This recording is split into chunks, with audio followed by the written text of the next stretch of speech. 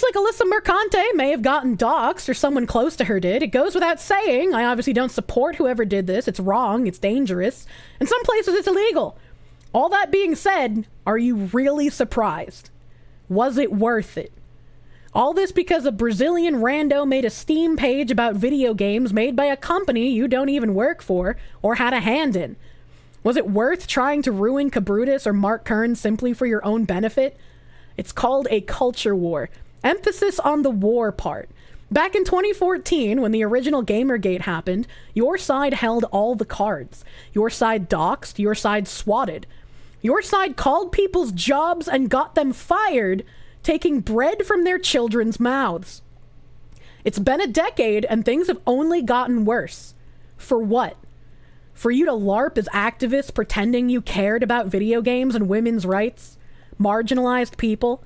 Social deviants who seek only to make their predatory taboos culturally normalized under the guise of being victims?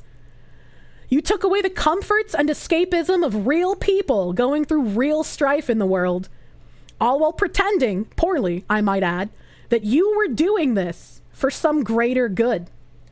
Now, it seems like things have gone horribly wrong for you because of a position you put yourself in when you didn't need to. You could have written about anything. Top 10 Legend of Zelda games, how to unlock the BFG and Doom Eternal, underrated indie games that deserve a Steam purchase, but no. No, instead you decided to sow division amongst the avid fans, consumers, and paying customers of the largest entertainment industry in the world.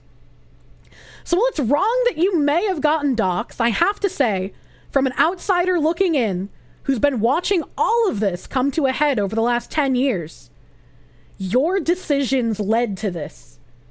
Literal fucking based post, honestly. But I think what he misses the mark on, misses the Mercante, true. These people aren't garden variety activists. They support transforming the culture, which is why, they circle the wagons when any of their Marxist doctrines come under attack. Which is why merely a list pointing out what Sweet Baby is doing riled all of them up like smacking a hornet's nest with a large stick. They don't want you to know what they're doing because it makes it harder for them to continue doing it. Nobody likes Marxism. Nobody wants it. Nobody wants to live under that oppressive kind of for the greater good. And this is why they all screech and scream and cry as they attack you when you just show what they say and do, without any extra commentary.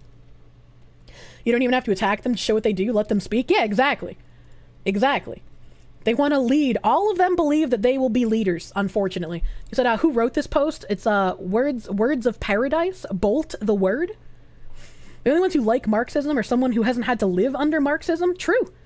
And it's been terraforming our country for decades, which is why it's important to call it out when you see it and to actively try and do something against it. Voting with your wallet is one thing you as an individual can do. If that's the only voice you have is to vote with your wallet, then you take it. Have your principles.